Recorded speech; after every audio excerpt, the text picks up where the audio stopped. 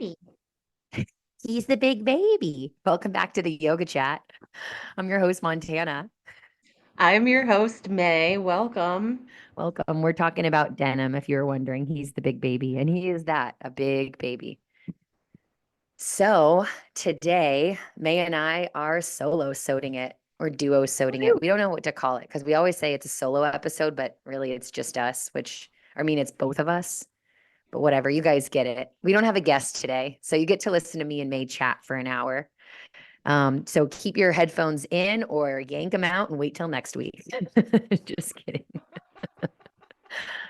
May, how are you today? Nobody's been to Vegas in the last 2 weeks, so we don't really have any fun, dirty material for you No, today. we don't. But what we were thinking of doing is last time we did this solo episode, we asked you guys, you listener people, to send in different examples of when a teacher or within a class you felt empowered or like really good um versus like in a class when you maybe felt disempowered or less than good. And we only got a few responses, so we decided to save that until we get more responses so that we can actually it'll just be more worth our time and y'all's time if we have more examples. So before we kick off, please feel free to send us via Instagram at the yoga chat. You can send a voice memo, you can type it out, whatever you want. Give us some examples of some experiences you've had as a yoga student that have felt really good versus it didn't make you feel so good. Because I think that's really interesting. It was May's idea actually, and I agree, it's really interesting. And I think it's funny because we kind of talked about this with Darcy, but it's like the things that make you feel uncomfortable or unworthy, like stick with you, like the actual words or sentences Hmm. stick with you. Whereas when a teacher makes you feel really, really good, it's less about like you don't necessarily remember what they said per se. You're just like, wow, I don't know what that was, but that felt really good. Or like it was an excerpt or like it was a moment. So if it's harder to describe those really good moments, I think that's a fun challenge. Paint a picture. Think of your favorite yoga class and try to describe and dissect what you think made it your favorite yoga class. You know, Yeah. we'll do the same. Yay. I'm trying to Well, how think are you? right now I if saw anything you pops thinking. out I could tell. as my favorite yoga class. You saw the bubbles forming over my Yeah, she head. was like, hmm. Hmm. You were like biting your Hmm. lip. I don't know.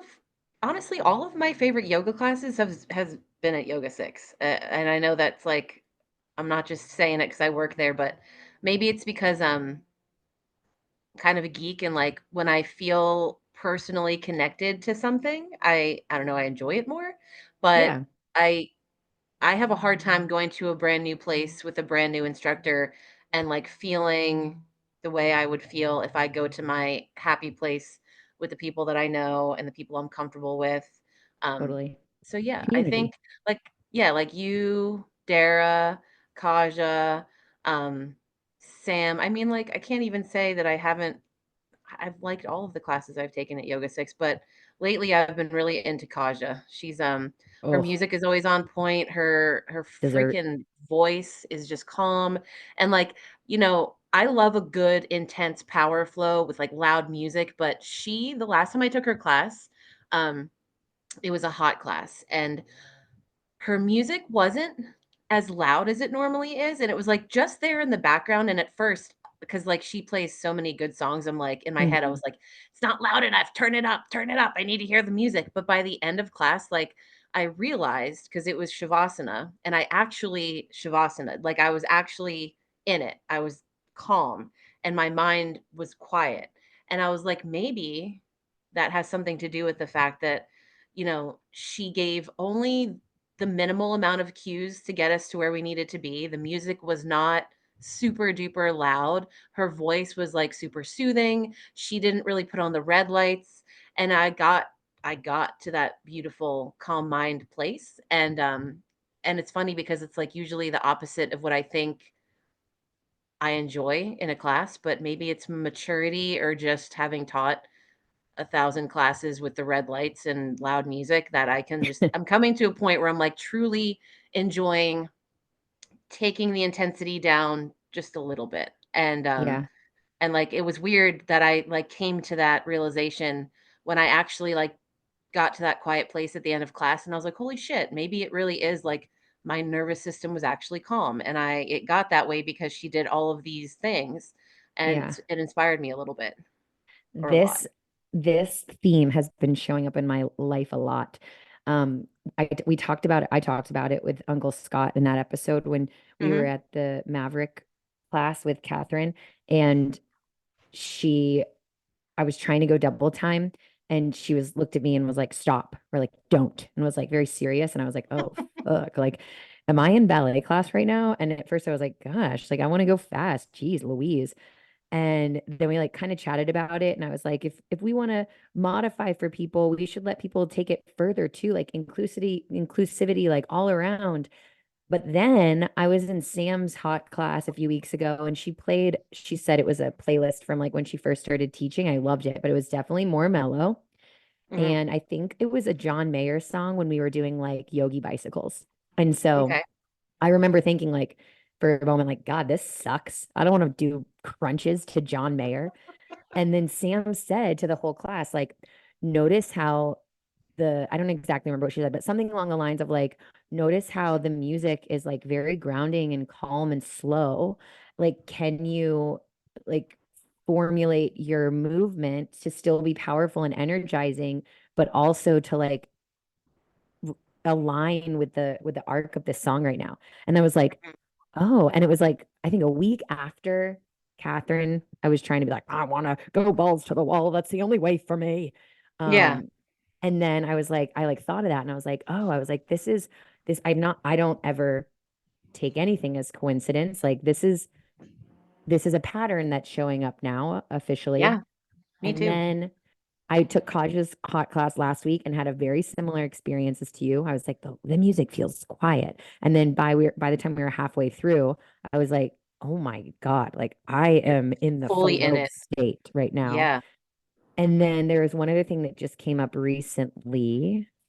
Um, oh, I can't remember, but there was another just same like example, like same pattern of like, I think that what I need to get to that flow state is like complete chaos and absolute exhaustion. But Mhm. really, I can get to that flow state without having to create so much chaos and exhaustion.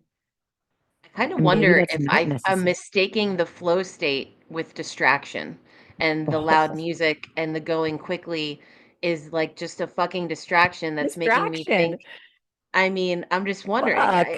I know, dude. It was like it dawned on me that maybe like, I think my mind is quiet, but it's only because it's just being drowned out by the music and the moving Chaos. fast and the red lights. But like when the lights were blue and the music was quiet and we were moving slowly, I actually was in my body. And it definitely it gave me a lot to think about. And I know we've been going back and forth about this for like months with like, are we going too fast? Is our music too loud? Are we playing the right music? And like I know that, music is important. And I think if the music you play draws a group of people and they enjoy it, that's great. But also I am like really always walking that line of the value of taking it down just a notch. And I think Yeah. I've been like teetering on that balance beam for a little while now, and it's funny because last week I like purposely tried to design my class to be not easier, but more not as I guess you could say in like intense or crazy or Yeah. wacky. And it ended up being way harder. Yeah, that's true because yeah, that's why slow flow ends up being harder than power sometimes because like Uh-huh. it's more intentional rather Right. than like and I think like a few things come to mind. One is that there's room for all of it. There's room for both of it Sure. and like both things Absolutely. rather. Um and then two, like that's also why getting to practice yoga and teach yoga is something that I don't ever see Yes. myself not doing because just listening to you, it's like there's always room to adjust the dial one way or the other. Yep. Therefore, there's like if you're bored, you're you've decided to be bored Mhm. Or because yeah. there's No, always room to make different adjustments. agreed. And I think that like, it's not like I was obsessing over it, but lately I've just been really like I know what I've Contemplating. always done and I know what my style of teaching is, but I also feel like there's always room for growth and change and I feel like I'm kind of coming off of this hump of like it doesn't and we talk about it all the time and I say it simple is better and then I do the opposite sometimes when I'm teaching a class and it's like let's do all this wacky crazy shit and that's fun sometimes and I do enjoy that and I like taking those classes but also um I'm just trying to like find that balance within me where I can be myself and the intensity is at the level that I'm intense and I'm red and I want the red lights and I want the upbeat music, but I also really like want to be able to provide that space for people to get to the point where I got when I was in Kaj's class last week. Hmm. That I'm at the end and I'm not panting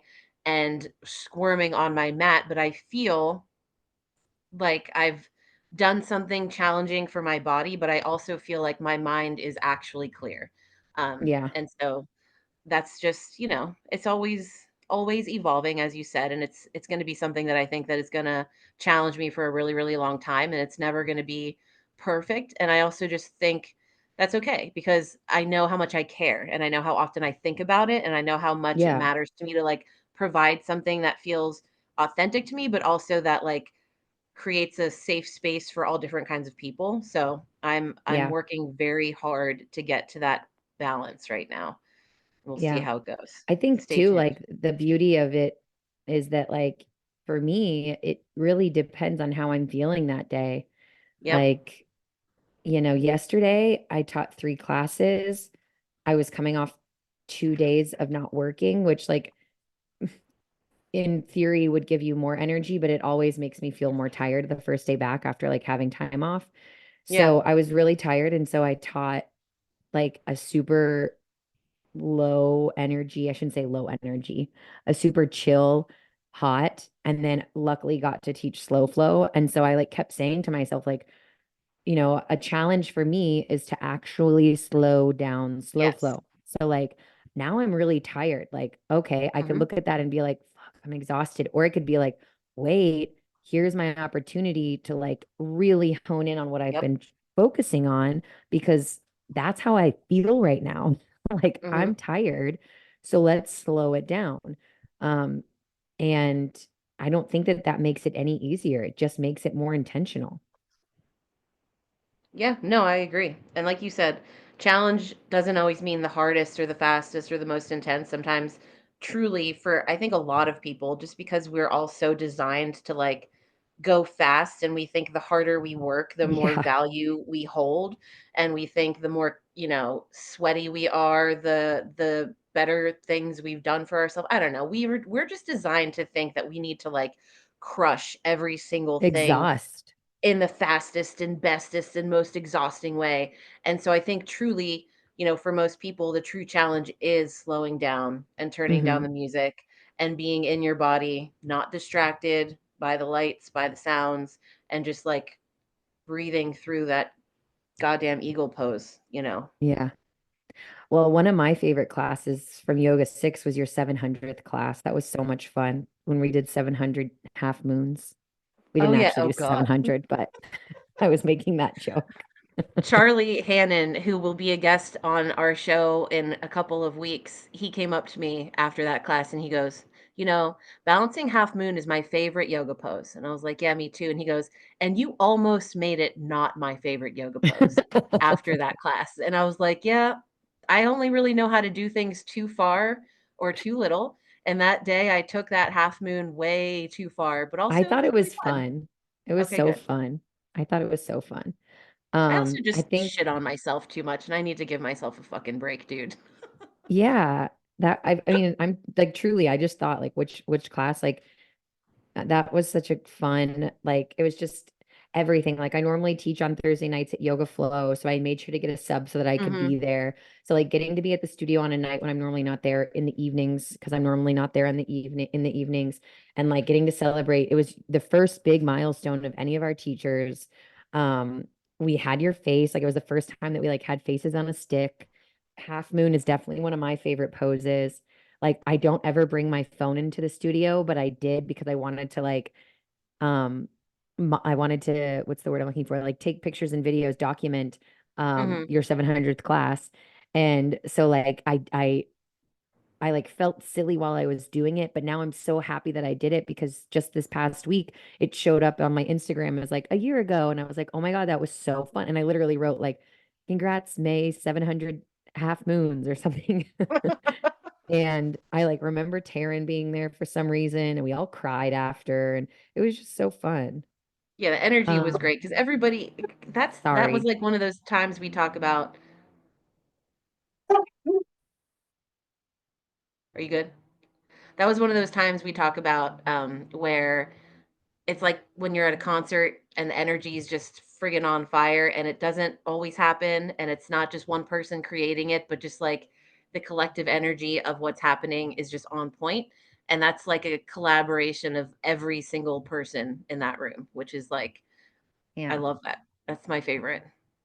And that brings me, like, I've been thinking about this too, but now I'm going to say it because it keeps coming up. But like this new format that we've been teaching with Catherine, collective move and flow, that's something that she talked to me Mhm. about this weekend is like, it's not collective if not everyone's moving together. So, Right. like, if you are moving faster than what's offered, or if you're offering something like as a student or as a teacher, if you're offering something that is not accessible, that's too quick, and like it's not even about giving options, it's Mhm. about this is the pace that we're moving, move at Mhm. it, because Mhm. then you can create the collective move and flow, which is Right. exactly what you just talked about, Right. rather than everyone. Like, there is something to say. There's such a fine line between like everyone doing their own thing. Right. Yes. Also, in other situations, dialing it down so that everyone is doing the same thing. Yep. Everybody is And participating in the same way. yeah, yeah. And So, that's when you can feel that, like, and she's right. yes, That is the when you can feel the energy of, like, it's like ocean waves, the like, they metronome. rise, they Yes. fall, and you can literally watch the room lifting and lowering and lifting and lowering, and it's just like, that's when you get kind of mesmerized by the energy you're all creating together, and so that's what's great about, like, a vinyasa style yoga class as well, is, like, when you're all flowing breath to movement and you have that great pace where, like, you've simplified it enough and slowed down the breath just the tiniest bit that everyone is together. Hmm. It's magic. It's just like it feels so good. The juice. That's the juice. It really is. And even like when we talked to Presley about those cycle classes when everybody's like on the same Yeah. foot and you all rise out of the saddle at the same time and you're doing the push-ups on the handlebars and it's up and up down. It's just like you watch that and you hear Magic. the music, and it's just like that shit gives me goosebumps. I don't Yeah. know, Same. I like, used to have to, like, go party hard and do drugs to get goosebumps, just kidding. Well, not really, I but was gonna say now she's it's just not like, kidding. put me in a friggin' collective move and flow or a flow vinyasa It's class, and so I'm funny all in. that you say that because in Tulum, we wanted to go to John Summit and then we realized he went on at 4 a.m. And we were like, okay, Mhm. well, no, we're not doing that. We're on a yoga retreat. We're not going to see a house music DJ at freaking 4 a.m. in the morning. So, I mean, I was like kind of sad because I hadn't seen John Summit before at that point, but I also was like, there's no way I'm doing that. But I wish he went on at, 10. So Right. the next day we're in class and it ended up being like my favorite moment of the whole retreat. And we were doing collective move and flow and we were doing jump jacks and it was to my power. And I literally in that moment was like dropped in, sweating, screaming, looking crazy, and like was thinking to myself, like, this is why I was sad I didn't go to John Summit because this is the energy that I was like Wanting to feel. yearning for. And I Yeah. have it here at Yep. 10 a.m. in a Yep. yoga class. It's literally the same.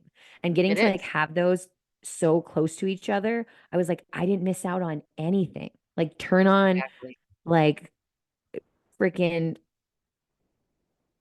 I can't think of a John Summit song right now. Where you are, turn on Where You Are right now. And I only think I that's know one John Summit song. It's on a playlist somewhere. he's freaking great. Next Tuesday, 9 a.m., John Summit versus Fisher sculpt class. Sculpt? Oh, Oh dude, yeah. if there's space, I'm coming. Today I taught like a regular playlist, and after class, this girl named Bridget was like, I loved your playlist. And I was like, or she said, I loved your Fisher. And I was like, oh, yeah, next week's John Summit versus Fisher. And she goes, I know. And I kept thinking to myself, like, wait, is that happening right now? And I was like, no, I just played a bunch of John Just Summit and Fisher always. And I was like, that wasn't just John Summit and Fisher. There was also Diplo, okay, and Chris Lake, okay. And she was like, I know, I'm kidding. the song that I have saved of his is Better Than This. Yeah, that's good too. I like that one.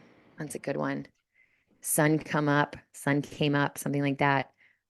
Where you are is my favorite, I'll have to for throw that sure. one on. Um, so also, I am reminded of this because I just picked up my phone. Montana and I are gonna we're gonna interview each other with some Yes, questions, and yes. we are just gonna go back and forth as like a fun little get to know you segment, as if we haven't already revealed some of our deepest, darkest secrets. Now we'll just talk Mhm. about our favorite foods and stuff. And we also didn't like, I just said, May, you come up with questions for me and I'll come up with questions for you. And I was like, they can be serious, they can be funny, they can be yoga, they can be non-yoga. So like we have no idea what we're about to ask each other. And I think it's gonna be fun. I agree. Do you So want to go first, or do you want me to go yeah, first? I'll ask first. Okay. Um, my first question is, what's your Oh boy. favorite thing about Maya? My favorite thing about Maya, Yeah. um, oh And my that's God, there's May's like daughter, for those of you that don't know. yes, that is my daughter. There's too many. I can't even like okay, so honestly, my favorite thing about Maya, is she is like and this is also something that is really challenging for her, and we're gonna have to like work on her whole life because as you know, because you're a person like this as well, she is so super like intuitive and like empathetic. And so we're like in a room or she's in a room and she's like noticing everybody's like facial expressions or their feelings. And or she'll come home from school and she'll be like, my friend Samantha at the back of the room, she looked really sad today. And I'm like worried about her. And I asked her if she's okay. And I'm just like, oh man, what are we going to do with you? Because it's a really great, wonderful thing to be like sensitive and caring about other people's emotions, but it's such a effing tragedy at the same time. Well, at least So she we has are you to help working. her like refine the skills around it. Yeah, I mean, we talk about this on a regular basis, just that like it's super great to be kind and in touch with other people's feelings, but it's also something that like you can't do at the expense of your own well-being. And so that's something that like we go over a lot. And also she's just hilarious and so sarcastic, but like she's so sweet and then she'll just throw a zinger at you and it's just I don't know. Yeah. She's great. I could keep going. She made me pancakes for Mother's Day, but Aw. she made high protein pancakes because she knows that I Aw. like eat healthier. And she after I taught my 1,000th class, I came home from that class and I think I sent you a screenshot of the photo or of the note she wrote me, but she goes, "Dear mom, we're so proud of you. You're the best fucking mom in the entire world." And I just started dying laughing because like only my kid would write that I'm the best fucking mom in the entire world. And then With my a mom saw that Capricorn note. candle. I know, right? Or no, the Gemini candle. Oh, why did I say Capricorn? That doesn't make what? Because Ed's a Capricorn, That was weird. probably.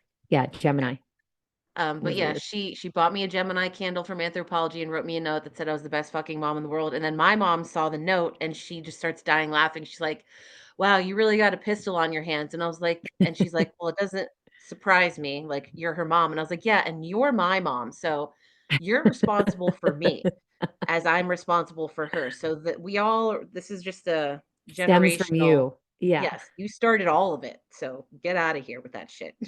that's amazing. I love that. Yeah, she's All cool. right. My turn. My question for you is what is your death row meal? If Oh you're my God, being that is put so weird that you just asked that because I don't have that written down.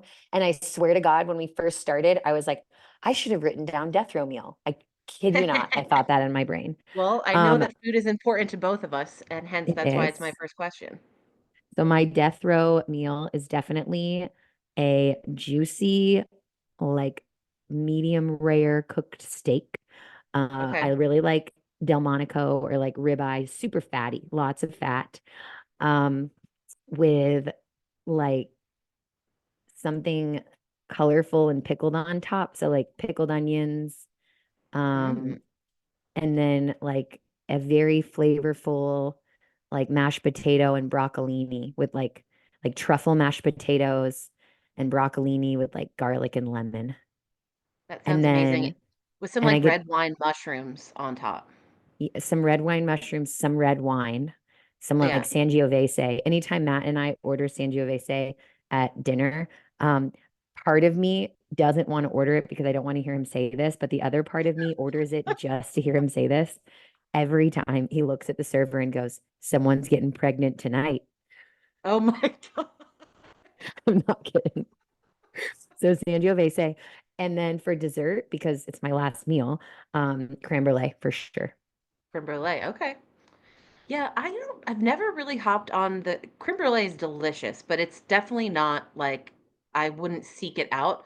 I would rather like a giant piece of like a delicious cake or yeah, actually, have you ever been to Soba? Yes, but not in years. Okay, so Soba has one of my And I haven't favorite had their desserts. dessert. It's called the chocolate pretzel stack, and it's these like really Mm, thin, crispy, like salty pretzel cookies, and they're like layered in mm, between like gobs of chocolate mousse, and then mm. covered in like a salted caramel. It's That sounds so bananas. good. It That I sounds actually so good. I think about it like once a week. I haven't had it in a while, so my birthday's coming up. I might need to get over there. Yes. Yes. Yeah, I love, and honestly, like creme brulee is my favorite. Obviously, I just said it, but it's also one of those things that's like there are other things that I probably like more, but it's been my Mhm. favorite for so long that it's just like I feel like Like I owe you're it yeah. something. Like the color You owe purple. it your Like, last meal. yeah, exactly. Like it's the least I could do for creme brulee. All these birthdays and I don't choose it as my last dessert. That would just be rude. No, I understand. I like the crack on the top when you get to just smash the Uh, spoon and watch it shatter. That's the yeah. fun part. Yes, it's so good. Okay. So next question for you. What is your idea of a perfect day? Perfect day? Yeah. Oh, I mean, I have so many ideas of a perfect day. Are we talking like my wildest dreams or like my idea of like a perfect Saturday, like when I'm just at home Like your perfect day in your real life. in Like what real life? happens? Um, I would say I get to wake up and have like a somewhat slow morning, have a cup of coffee in my pajamas, snuggle with Maya and the dog. Um, and then I would probably hit up a yoga class and it would have all of my favorite songs on the playlist. It would be lovely. I would go home and shower, probably go for like a hike somewhere that ended up in a waterfall. There's a lot of those around Pittsburgh, so that's not like super out of the realm of possibility. Um, and then probably have like friends or family or both over for like a dinner in my back porch and put on the porch lights and the fire pit and probably cook something. Um, I'm envisioning that it's summertime. So I Me would too. probably cook I would make, like, a fresh sliced, like, heirloom tomato caprese salad with Yum. fresh mozzarella and basil. We would have, like, super delicious chilled, like, white wine, and this is super lame, but, like, my favorite summer dinner is just grilled chicken on the grill and grilled vegetables and a caprese salad and then my dad's garlic bread. It's like my mom got Yum. really into baking bread, and she does this sourdough bread that's, like, ridiculous, and he just turns it into, like, a garlic bread. So, I think that's, Yum. like, pretty much my ideal day. If somewhere in that mix and then afterwards I could, like, take a bath in some Epsom salts. I'm pretty simple. I don't need a whole lot. That too. Exactly. That sounds like the Wildest dreams greatest day, day. I would probably be on a yacht in the south of France, and Fuck there would yeah. be yoga, there would be champagne, there would be a masseuse that was really hot, and, like, a water slide that goes down from the yacht that you could just, like, frolic in the ocean all day. I can't wait until one day when you and I are either hosting or just on a retreat in the south of France. And I look at you and I'm like, Wildest wildest dream dreams, day. bitch. It's Let's happening. manifest that shit. Yeah, I'm honestly like, I don't feel like it's out of reach. So Well, just hey, I saying. like that attitude. I like Yep. that attitude a lot. If that's the Yes, yes, case, there's gonna yes. be an Aperol Spritz involved as well, because I Oh like my, that pretty yes. orange color. And the Aperol spritz doesn't make me swell like a balloon. That would be perfect. Yeah, well, exactly, I don't don't even know get me why started. Aperol spritz do that. Like I know there's sugar in it, but like I eat sugar. Like I don't need a lot of sugar, but like when I drink wine, that doesn't make me Mhm. swell. But I think it's like the mix of like the Aperol and the champagne. I have one and like I can't move my fingers. It's really sad because I I love them. totally am with you. I barely drink anymore, and this past weekend, for Mother's Day, we were at my parents' house, and my aunt and my grandmother were around, and my mom bought this, like, amazing bottle of red wine, and I, Yum. like, took a sip of it, and it was so delicious. I was like, "Alright, pour me a glass." I woke up Monday morning, my fingers were sausages, I had a pounding headache. I felt like I had an entire bottle of tequila and 80 hot dogs. Like, No, I just felt like such trash from, like, 1 glass of wine, and, I mean, I because ate your body's her not homemade. used to it. I know, and I used to, like, treat my body like shit, and I would be fine, but now, ha, ha, ha, I take care of myself impeccably, and I can't enjoy anything anymore. Double-edged sword. Yeah, well, I feel good most of the time, so that's all that matters. Sometimes that delicious glass of wine's worth it. Oh my god, it was so good. I sipped it so slowly, it Yeah, was I savored every minute of it. savored. Um, That's the word. Here is my next question for you. Have you ever made out with a celebrity? And who was Oh it? my God. Have we not talked about this on the yoga chat? I don't know if we have, but I figured we would drudge it up because it's some Okay. spicy shit. You know, I'm so excited to talk about myself in this story. So, yes, I have kissed Timothy Chalamet. Mm. And now, wait, hold for all the gasps. Yes, it's true. So, Timothy and I were in high school and went to this thing called Young Arts, which is a pre-professional program for young artists. You apply, and then if you are accepted, you get to go to Miami for a week. This is at least what we did in when we were in high school. I'm sure it's changed since now. So there's every sort of like modality of art. So dance, theater, that was me and Timothy. But there's like poetry, there's visual art, like specifics, like painting, sculpting, um, all sorts of stuff. Playwright, did I already say that? Like obviously like No. musicians, film, like people that like kids that like are, creating films, all sorts of different modalities. It's really, really cool. And I had my eye on him all week because I mean, duh, like look at that little heartthrob. And he is that so little. So before my husband, I liked little boys, I guess. At that point, he had been on Homeland and Interstellar. So, like, Interstellar was or is a big movie. So, like, he wasn't who he is now, but he, had been in freaking Interstellar with Matthew McConaughey. So, anyways, it was the last night, and we're like having a party in Miami. They like blocked the road off. There was like a DJ, and we're on the dance floor, and we were dancing, and then he made out with me, and I was like, this is fucking so great. I love him. And then he went back to New York City and I went to Dallas and we like stayed in touch. We just talked. And then when I moved to Pittsburgh to go to school, he was filming, always forget what it's called, but it was the Christmas movie that he was in. There was like John Goodman. I want to say Meryl Streep's in it, but I could be wrong. It's a really Isn't the like nobody really depressing one? it is kind of depressing, yeah. And he played the like a little nerdy kid that like had really sweaty armpits. Um, and so he was Not the in one I'm Pittsburgh thinking of filming then. that. It was this is everything that he played up until now. He was like the little scrawny loser, but of course now he's like, the king and like the Mhm. Dune guy. But anyways, And Willy Wonka. and Willy Wonka. I tried to watch that and I couldn't. I just couldn't. But anyways, he was filming here in Pittsburgh, and we kept trying to connect and get together. And I I just did this. I used to do this with guys all the time. Like there would be nothing wrong with them and I really liked them, but then when push came to shove to like hang out, I'd just be like, no. Mm. And people would be like, why? Like my friends would be like, why? And I'd be like, I don't know. I don't know. There was another one that comes to mind. His name's Isaiah Marsh. He was so nice. He played baseball at Point Park. I should probably be careful saying his name on the podcast because he's in Pittsburgh. But anyways, um, yeah, so Timothy, to make the long story long, Timothy was like, "We are having our cast party. Do you want to come?"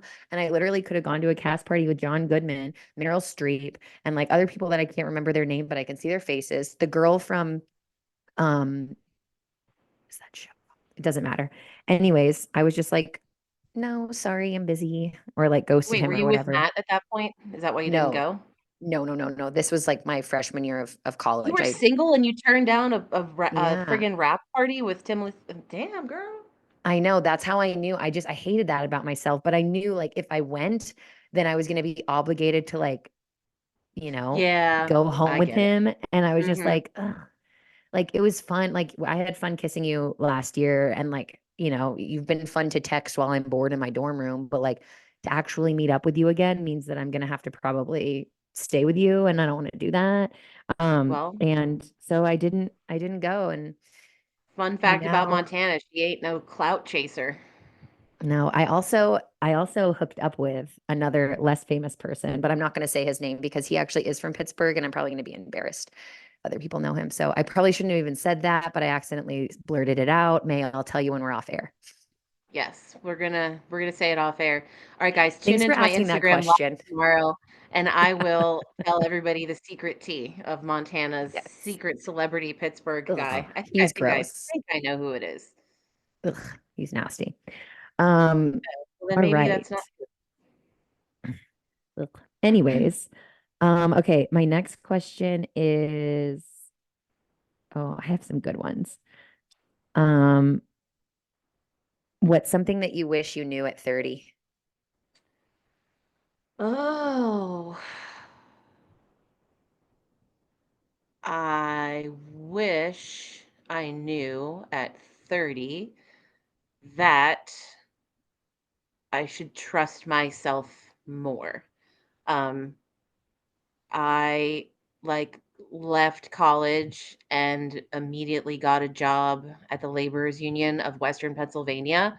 And it was like a really nice paying job. It had wonderful benefits, like fully covered. No, I never had to like I gave birth to Maya and like didn't have to pay one penny. You know what I mean? It was just one of those like I had no copays. It was just it was a great job on paper and in theory, but every day going there made me feel sick to my stomach, and it was just like the environment in general just wasn't the right place for me, and I stuck it out for a really, really long time just because, like, it paid the bills and it gave me, comfort and safety, and I don't think if you would have told me at 30 that at my age now, I would be not working in an office and teaching yoga and selling real estate and hosting a yoga podcast, that I would have believed you, because like I was terrified of doing anything that looked different than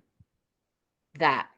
And I think part of it was like, my mom was pretty when I left college, I worked in Yellowstone National Park for 3 summers, and I met a lot of really cool people, and a lot of them traveled like around the world to work. Like they would work in the summer in Yellowstone, and then in the winter they would travel down to this resort in the Bahamas and Mexico, and they would just go around just traveling and working these jobs, and like I could have so easily gotten swept away into that life, because it was exciting and fun, and like the money was good, but it offered no stability. um, and like in most service jobs, we just drank entirely too much and stayed up way too late. And there was really no time or space to like take care of myself in any way. Um, and I probably just would have ended up, a shell of myself, we could say, if we want to get dramatic about it. And when I was doing that, my mom was like, "You need to come home. You need to settle down, get an office job. You need to do this." Well, and I was like, "You're right, blah, blah, blah." So I did. And all that was great. But it never like registered to me that like it didn't fit. Like I'm not I it wasn't for me. Yeah. So, doing this now and like trusting at the time when I walked away from like that another office job that this would have all kind of worked out, I wouldn't have believed you. So I think it was just maybe trust myself, be brave and like follow what feels right. Hmm. And actually like take the time to recognize what that actually is because I don't think I knew. So, I don't know if that answers your question or if It that's just a does. big ramble, but yeah, I was a very different person, and it was mostly based in, like, a general sense of not knowing who I was or what, like, I really wanted. Yeah. No, that's really good insight. Yeah. I'm glad you're doing So, what you're if doing you're now. It 30 also, and yeah, something go ahead. doesn't feel right to you, trust that, like, you are not old. And I know that that's what we all like tell ourselves, like, "Oh my god, I'm 25, I'm old now. Oh, I'm 30, I'm old now. Oh, I'm 35, I'm old now." It's all relative and like you're not. You're just not. You're going to always look back and be like, "I should have never thought I was old or that it was too late for me to do this or change this," because it really never is. And like obviously I come from a great place of privilege to have been able to walk away from that job and rely on like the salary of my husband for as long as I have to be able to do what I'm doing now. But what I'm doing now is like starting to build a little momentum, and I'm starting to come back to the place where like I'm contributing financially like I used to. Hmm. So some time to get here, but I also, you know, I steered myself in this direction because it felt right to me and I just had to trust that it was the right thing to do. And it seems like it might be. Yeah, totally. Yay. I Yeah. agree. I think it seems like it might be. Just Yeah. maybe. Just maybe. Uh, Um, okay. My next question for you. What is your favorite place you've ever visited that's hard. or traveled to? Um, One answer only. yeah, that's really hard. One answer only. My I favorite knew it place. was gonna be a hard one. I'm gonna say Tel Aviv. Tel Aviv in Israel. Was that when you went on that nightmare flight that you thought you were gonna die? Yes, actually that was on the way home. Oof. Um, yeah, I was alone, so I traveled from New York to Turkey, from Turkey to Tel Aviv, Istanbul to Tel Aviv, and then I met a friend who was there, and we spent 2 weeks there, and I was dancing with a dance company, Batsheva. I was just there for their winter intensive. I wasn't like dancing with them. I should clarify that. My friend that I was with ended up dancing with them for 2 years though. And like I didn't even really get to like explore much because I was so invested in dance. Like when I get in that mindset, I'm very like zoned in. But even just getting to be in like the little area of where I was staying, it was just like such an eye-opening experience. Everyone was so happy. Everyone was so chill. The food was insane. It was so Mhm. freaking good. The dancing was amazing. Um, yeah, I just like remember people like it was also Christmas. So my friend and I spent Christmas together. We found one restaurant that had a Christmas tree because most people don't celebrate Christmas in Israel. Mhm. And we had our Christmas dinner there. And then I flew back alone. And that was like the start of, I always knew that I wanted to travel, but that was the first like big abroad trip that I'd done alone. And it kind of got me, it really like lit that spark, Mhm. knowing that that's when I was like, okay, that's why I want to dance because I want to be able to travel the world. And then I realized I don't have to dance. I can travel the world other ways. So Tel Aviv, but I'm gonna say close second is Iceland. Iceland Yeah. was insane. Iceland, and the thing about Iceland is like it's getting on the map now. Yeah. And there's a direct flight from Pittsburgh, which is cool, I guess, but Yeah. also it's not because I just saw like the Instagram Keep Pittsburgh Dope, which I love that Instagram.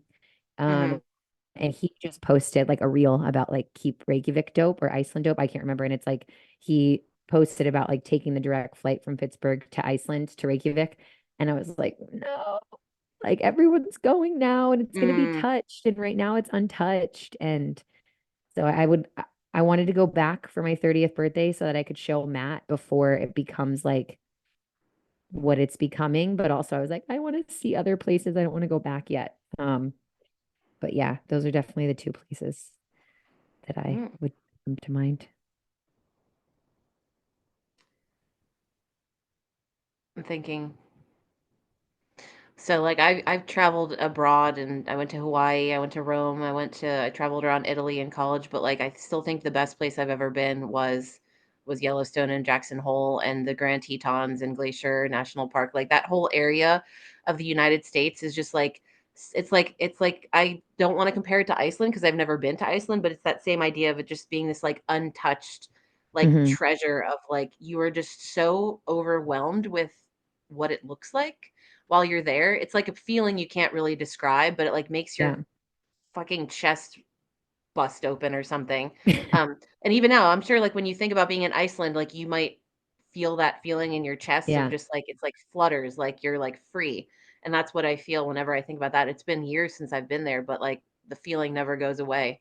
Um, let that be a lesson to all of you listening, mom and mom.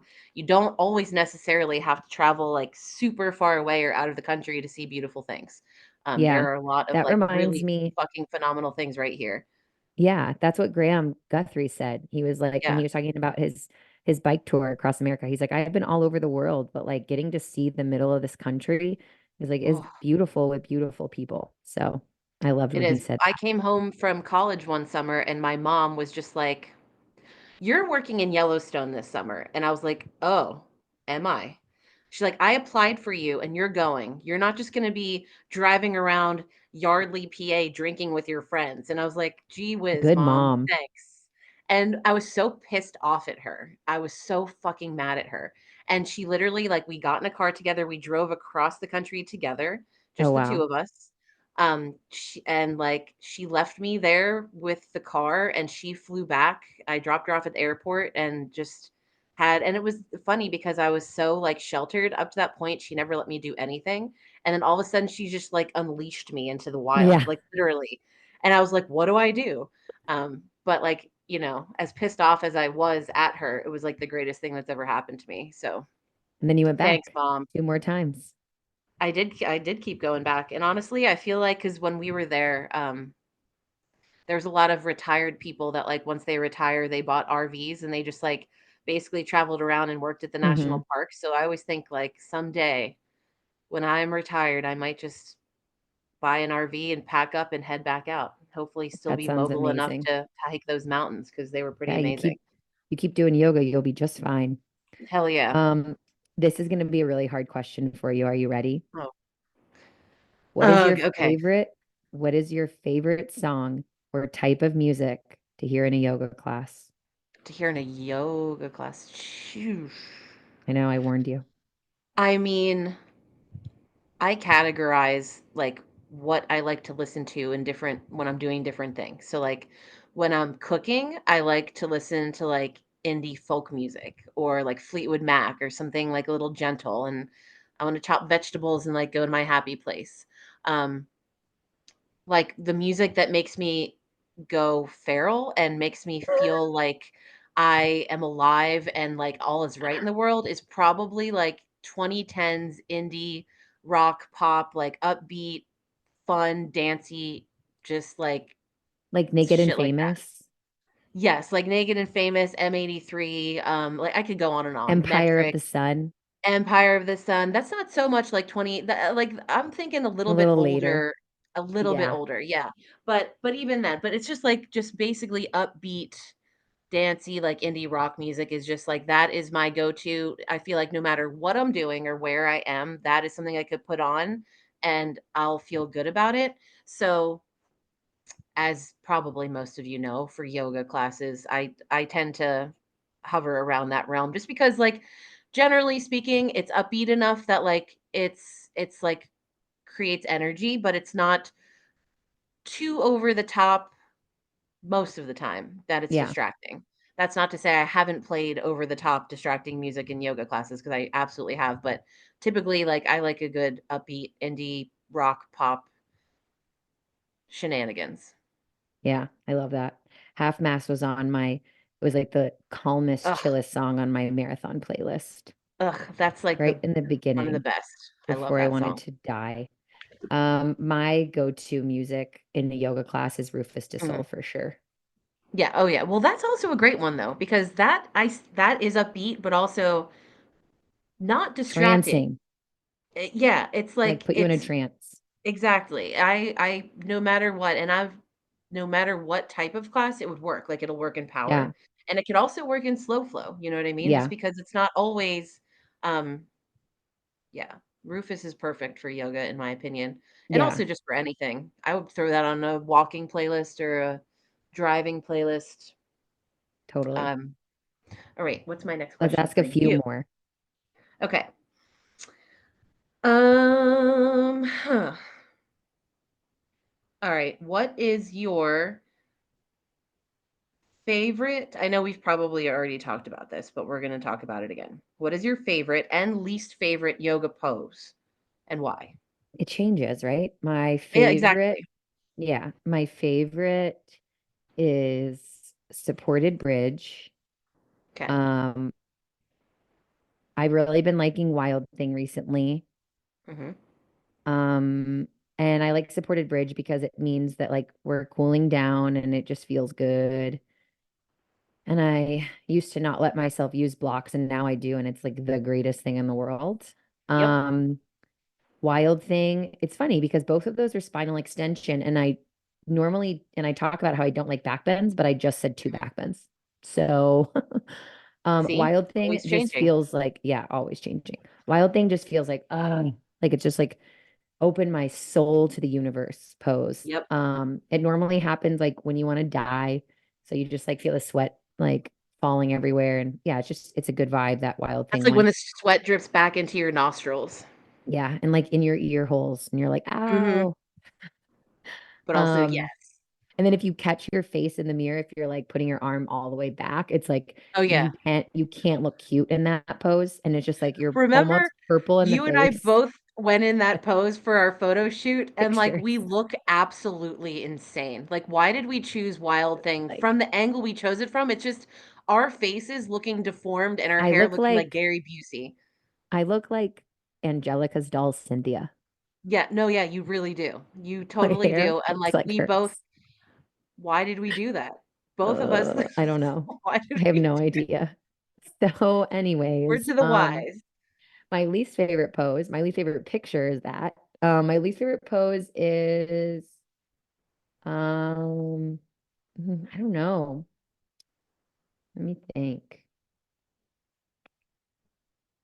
I don't like camel. I've never liked Okay, camel. same. It just sucks. It just sucks. And I don't like that's hard. That's the only one I can think of that I like straight up just don't like. If I had to Fair. think of one, yeah, I mean, you only asked for one, so I'd say camel is my least favorite, Okay. which is also spinal Um, extension, but in the worst way. I, like, just started doing camel to the point where I don't hate it, but I don't love it yet because I've been like Hmm. trying to come around to it. And I've been like just practicing with just being like kneeling and putting my hands on my lower back and like pressing my elbows in, looking up. And then I'll like drop my hands down to blocks. And then I'll like tiptoe my hands towards my heels. And I could be there for like maybe a breath. And I'm like, okay, good, I did it. I'm done. Yeah. And then, Yeah. but like, Over check. it's, we're making progress. We're making progress. Yeah. Um, I love any forward fold. Forward folds are just the bomb. Crosserita. Prasarita. I fucking love a forward fold. And I love a good Warrior 3. Love Warrior 3. Warrior 3. Warrior 3 is, I hate it, but I love it. Warrior 3 has been so challenging for me recently as I'm like relearning my body. It's like I don't know how to even explain it. I can like sink into my hips and make it like an arabesque, but that doesn't Mhm. serve me anything. It doesn't Mhm. serve me at all, rather.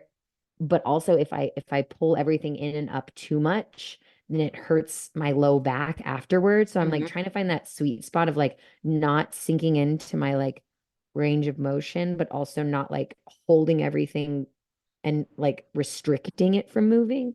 Um, so yeah, Warrior 3 is I love how it's always challenging and not just like, oh, this is hard, course it is, but challenging in the Right. sense of like it really makes me like feel my pelvis. Like I'm like, where's my Mhm. pelvis? What's happening in my hips? And I like that That's the awareness. juice. Montana just saying, "Where's my pelvis?" Where is my pelvis? Let's quote There's you my on that one. pelvis. Okay, a few more. So my next question for you is, oh, I have some good ones. How do you, well, I we probably already know the answer to this, but how do you recharge? I know the answer to this. Listeners might not. Um, in lots of ways. Um, I love a good power nap. Like, it doesn't always work. I can't always get there. Like, I can't usually nap in the middle of the day. But if I'm ever really, really, really tired and I lay down, I will close my eyes and maybe for 20 minutes, I will fall asleep even a little, but even that tiny little bit, like somehow is just like a reboot. But that doesn't always happen. I like to recharge by walking, listening to music. Um, I love to laugh. Like, I just wanna hang out with my buddies and laugh for, like, hours. That's always probably the best way for me to recharge because, like, that's just my love language, just make me Medicine. laugh. It is, it really is. Like, laughing hard, like, belly aching, laughing. Yeah, Um, crying. I have, like, some of, like, my oldest friends, we could just get together, and it's just ridiculous. We're so dumb together, and we just laugh, like, an absurd amount, and they always fill up my cup. Um And yeah, like music, walking, laughing. Um, did I say the Yeah, answer that you thought I was gonna say? yeah, all of them. Oh, Walking, okay. music, laughing. Walking, music, laughing, that's my shit. That's Yes. the special pill. And it's really, if you get the trifecta and all three at once, Mhm. winning. Yeah, totally. Um, all Do you right, have let any me more see what questions? yes, I do. What is your best advice for a new yoga teacher who is just starting out? If you could just tell A them few things. one little tidbit that you think would be, like, the most important thing for them to know.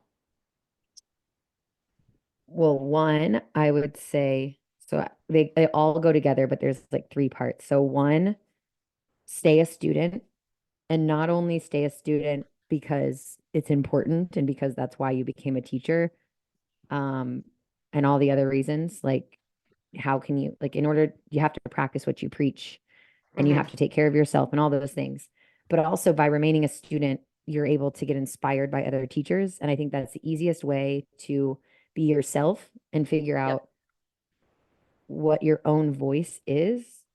And also the easiest way to not get stagnant or feel bored or overwhelmed. Either like you don't have any information or you have way too much information.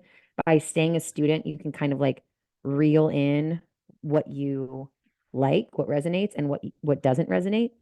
So then you can create your own authentic style through what you've experienced as a student.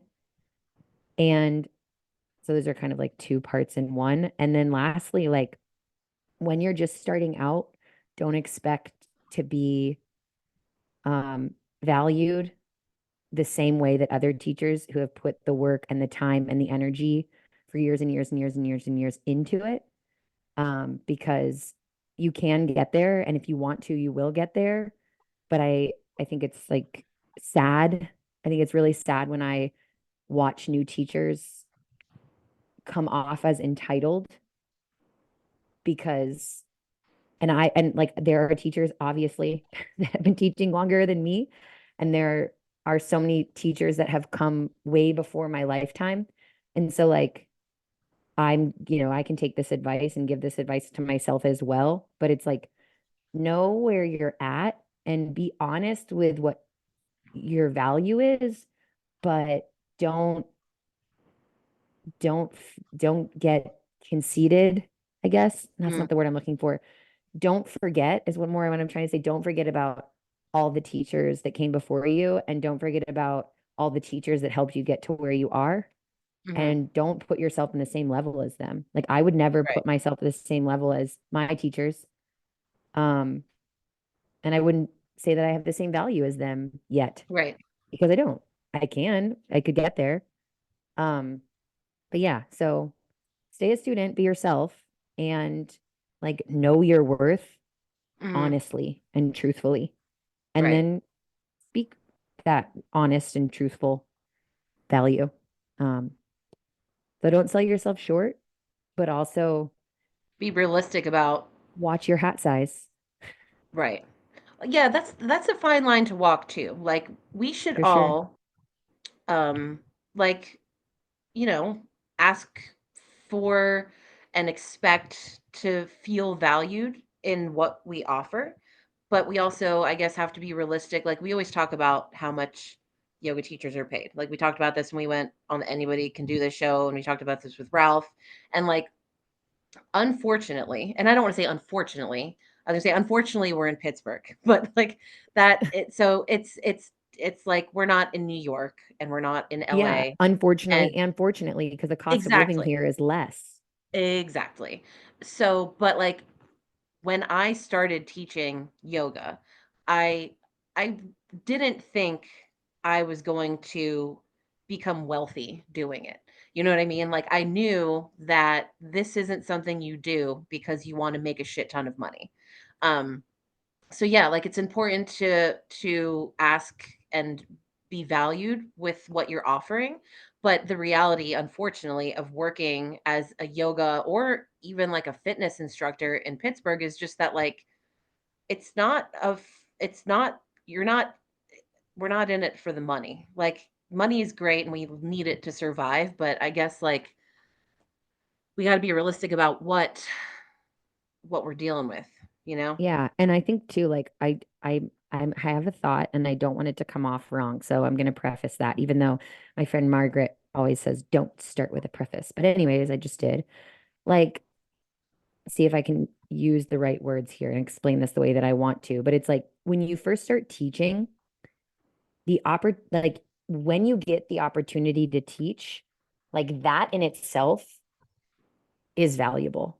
Like Right. Oh, of having the course. opportunity to put experience like in your bucket, like not every yoga teacher who gets certified gets that opportunity. So it's like Mhm. in the beginning, for me at least, it was like the opportunity to teach a class was almost enough. Of course, I got paid, but it's Right. like that experience of being able to teach a class outweighed the amount of money that I was making per Mhm. a lot. Right. And I talk about one of the like a studio that I taught at, like I didn't make very much money there at all, but out of it I also received a mentor and like a teaching coach. And so I knew like, okay, I'm not doing this because I'm making a bunch of money, but I am getting really good mentorship out of it for free, essentially. Right.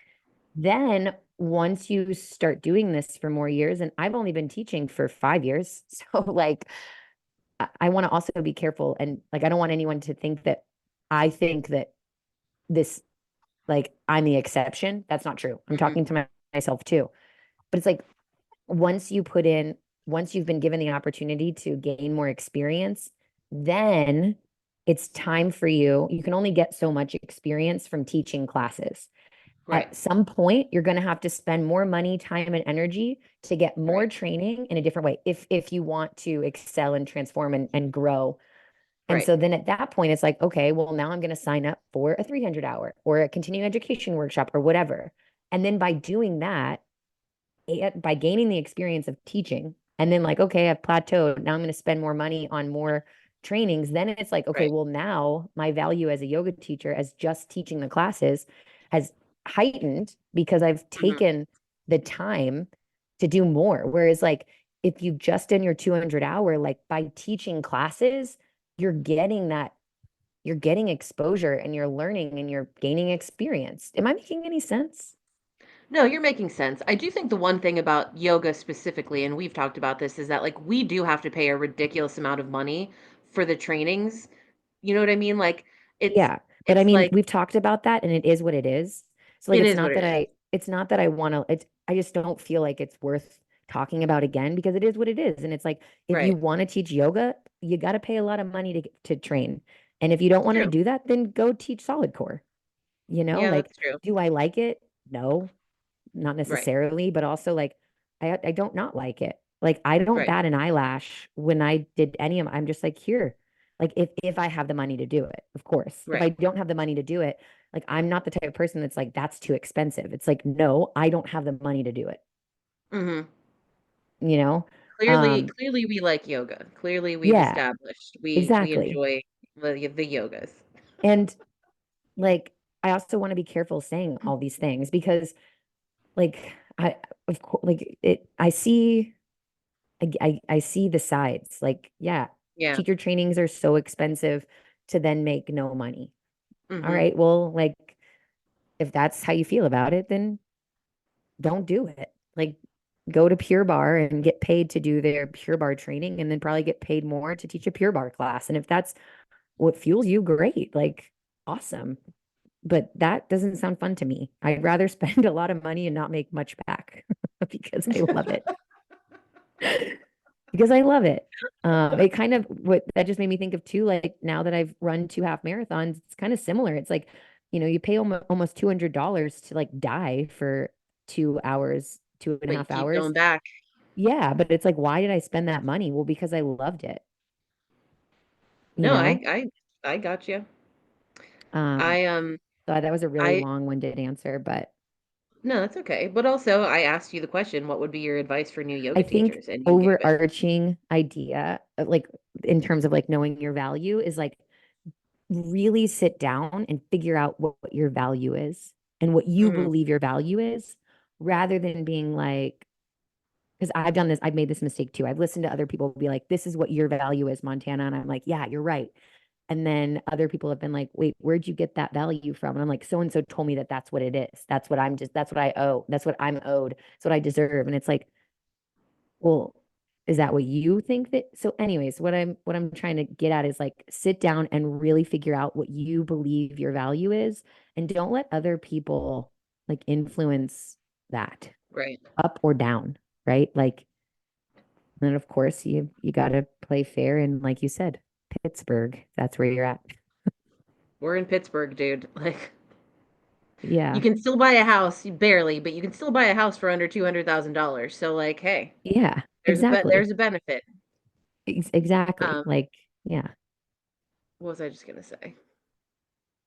I don't remember Well, I now. have one more question for you. Hit me. I have a few more, so I'm trying to pick my favorite one. Um, how do you cope with criticism that is not constructive, Oh, aka bullshit? um, well, I will say that since starting teaching, I can cope with all criticisms in a much more even-keeled way. I will take constructive feedback all day long. Like Hmm. I um I think I've talked about this, but even I've had people, well not people, but there was this one woman when I first started teaching and she kept coming to my class and after my class she would always say, you know, um I really don't like that you use curse words in class. It makes me uncomfortable. And, and it wasn't even like I wasn't even dropping F bombs. It was more like, who gives a Shit. shit? Or, oh, damn, you fell out. Like, so, and obviously it was something that meant something to her. Obviously, that type of language made her uncomfortable. Um, and for that reason, on one hand, maybe I'm just not the right teacher for her. On the other hand, if that's the only time slot that she could get to all day, all week, I don't want this person to have to come and feel uncomfortable for an hour. Yeah. So I basically was just like, I really appreciate you having this conversation with me. And like, I can't guarantee that I'm never going to say a bad word because they flow out of me like water. It's just the way it's just natural. But I can try to be more mindful of it when you're in class. And she appreciated that, I kind of tried to meet her halfway.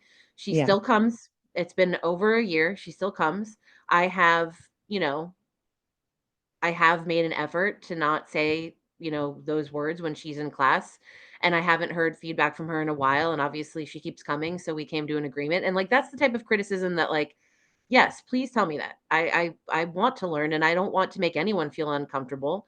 That said, I'm not a perfect person, and there's certain things about me that like I will never be able to fix and alter entirely, but I can try. And I think most people just want to hear that like they're heard and that, you're not just going to shut them down and tell them that their feelings are stupid. But the feedback that really gets me is just like just in like just like you said bullshit. Like stuff that doesn't even It's make not sense, or stuff constructive. that I can't even control. Like I came late and the teacher didn't let me into class. 1 star. A, you came late. B, I don't make the rules, dude. We don't like and C, there are 29 other people in that classroom that did come on time that deserve to have the experience of not somebody coming in and smashing the door open and throwing blocks down when they've set aside 1 hour of their day to arrive in a class, to enjoy themselves, and to not be disturbed by you being here late. Yeah. And the second part of that, let's not even go on the tangent of people coming late to class, because it's always the same ones over and over again. And every Yeah. time they act surprised that Yep. they're late and someone's not letting them in. But generally speaking, as we're talking about how much yoga teachers are paid and valued and how much we pay to become, certified to teach, and how much effort we put into building Hmm. classes and making playlists and, refining our teaching styles and thinking obsessively about, is this class too much or not enough, and how can I make my breath cues a little slower? And we are, at least I can't speak for all of us, but I know for me, I am thinking about my classes an absurd amount of time that I'm not even in the studio. Yeah. So I put a lot of thought and a lot of effort and care into the classes that I design. And I know that regardless of how hard I try, not everyone's going to enjoy them. And it's totally Hmm. fine. But that said, if you are someone who thinks that, you going to a yoga class and not having the experience that you had hoped for is the same as you going to a yoga class and being, talked down to or made to feel uncomfortable, or being, if someone a teacher was rude to you, those are two different things. And if you feel like the teacher was rude to you or talked down to you or made you uncomfortable, you should go up to them after class and say, "Hey, this thing that you said really made me feel uncomfortable." And I Yeah. guarantee you 9 times out of 10 that teacher is probably going to have no idea that what they said hurt your feelings, and they're probably going to be really grateful for the feedback. Apologetic.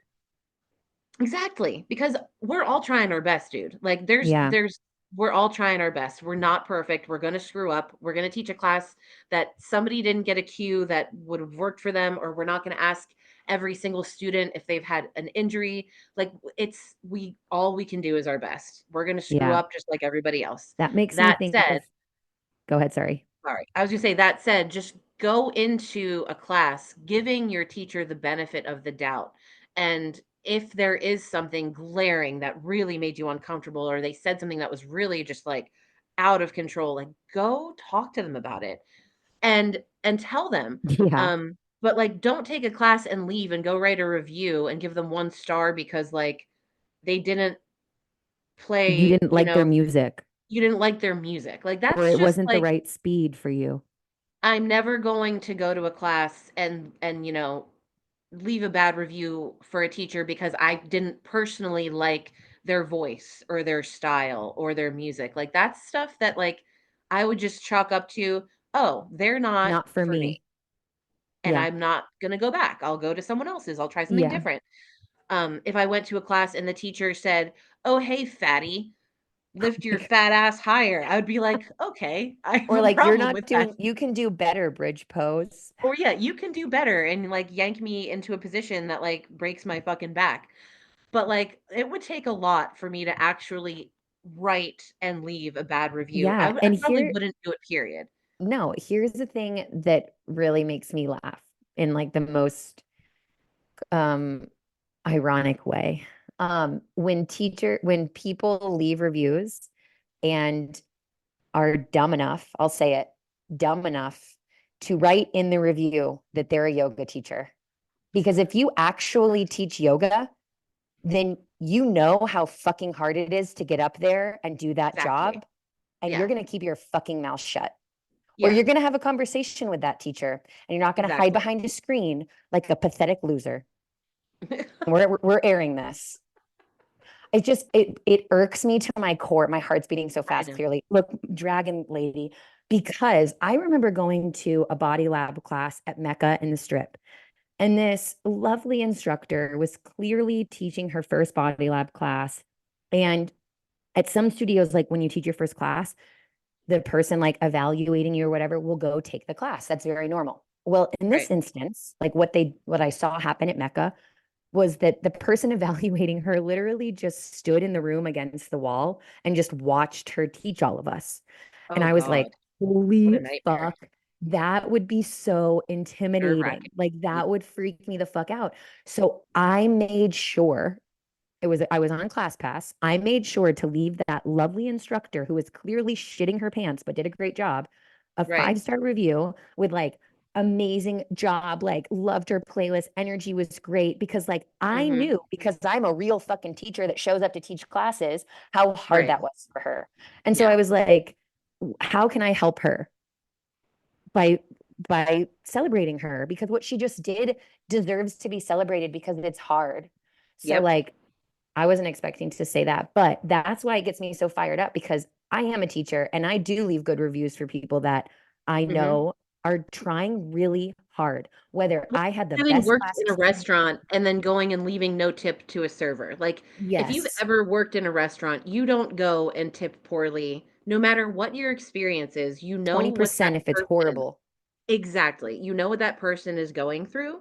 Their worst day, you know that it's 9 times out of 10 has nothing to do with them. The kitchen's backed up, whatever. Million fucking things can happen in restaurant, just like a million fucking things can happen if you're Exactly. a yoga teacher. You don't know. You don't know. And if you've been there and if you've done it, you should be the last person And if to you're leave a review. saying I'm a yoga teacher and here's all the critiques I have online Yes. and I'm going to hide Yes. behind the screen because it doesn't You're even not say my name because I'm following on your path, ClassPass, well, then your you're 8 paths. clearly not a yoga teacher. I Yes. don't know, like, Please review your 8 limbs and get back to me. or you just haven't done it. Like, there's no way you've actually stood in front of a class and tried it because there's no way that you would speak like that if you have, Mhm. No, you I know? know, Like, especially because, like, the protocols of the studio, you don't know yeah, what what that we're person required to do. exactly. You don't know. You don't know. Like, You just don't know.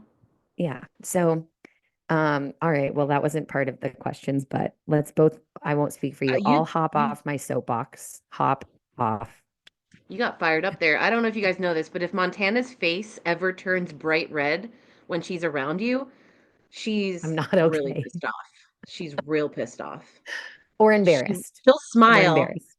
or embarrassed. She'll smile and she'll nod, but if her face is red, something's going on in that head. Yeah. I'm either really embarrassed, like I either said something I'm not proud of, or you said something I'm not proud of. One of the two. One of the two. Truth. It's my All right. tell. Have you ever noticed when I'm mad? I don't know if I have a tell. I think you actually just get quiet. Yeah, you're probably right. Like you don't like shut up, but you like pause. Yeah. Hey, that's not bad. It used to be different. I used to just rip people's heads off. Maybe Actually, one that's day not I'll true. learn from I you. always like when I get really, really angry, you're right. I go quiet, I disappear, or I cry, or all Like three. secludedly. Yeah, yeah. I mean, also sometimes I get quiet and disappear when I'm not angry, so that's a tough one to Yeah. decipher. But I don't think you have like a thing that you do that it's like, oh, she's clearly upset. yeah. Where I do Yeah, dude, don't sit at any poker tables in the next ever, really. ever. I was gonna say ever. Especially not if I'm there. I would know when you're bluffing. Yeah. Oh, yeah, just like the reel I sent you last night that was like when you're trying to be serious next to your best friend. All right. Well, I think I have some more questions, but we'll save it for next time. That was fiery enough. Yeah, that was a good. So overarching theme here, May. knows all about Yellowstone. Her perfect ideal day would be on a yacht in the south of France. Her favorite yoga pose is any forward fold and uh Warrior 3. and Warrior Three, yes. And if you are a new teacher, be yourself, stay a student, and know your value. And if And Montana made you're out with Timothy Chalamet. I made out with Timothy Chalamet, and if you are leaving someone a review, go have a conversation with them or shut the fuck up. Boom. That's the juice. Can we put that one on our website? Yeah, yeah. Yes. If Be you're like leaving someone a inspired by review, Bradshaw say Wish. it to their face or shut the fuck up. Yeah, because guess what? Your name doesn't go on ClassPass, but we know who you But we are know. We know. because we're not idiots. Namaste. Okay. Love and light, everyone. All right. Well, thanks so much for spending this time with us. It's been like an hour and a half, I think, which is so fun. Yes. Next week we have on a Pittsburgh yogi, and we're so excited to bring this person on. So stay tuned. May's like, who is it? It's Charlie Hannon. I thought he wasn't until the next week. Oh, yeah, you just We're said that. You just literally yeah. said next week. Yeah, Okie next week. dokie. I So even have it Charlie, we're excited to have you. in Yes. my planner that I'm keeping up so impeccably because I'm I'm a, so proud of a you. serious businesswoman. Yes, you are. May also sold her first house. So Well, congrats. I sold 2 houses. That's what I was gonna Victoria say. got Wait, the to Victoria. she just got the clear to close today, so that closes next week. So I'm 2 houses down. And if Wow. you or anyone you know needs a real estate thing, I, believe it or not, can operate in a professional capacity. And I don't always say bad words. And I'm actually really good at it because, like, I know how to fucking work with people Yep. and get what Listen to you. I I'm want. so proud. You are fucking good at it. I am good at it. You know Seldom what? does May I've been toot trying to her own figure out my horn. whole life how to use I feel like I have a great skill of managing uncomfortable You do. conversations. And so I was like, how can I monetize this? And it turns out real estate is really great And way to do it. facilitating 200-hour teacher trainings. And that I can also do that because I can have those uncomfortable conversations that are Exactly. just completely different. Yep. So hit Yep. me up if you need help with any uncomfortable conversations. I am for hire. I'll dump your boyfriend for you.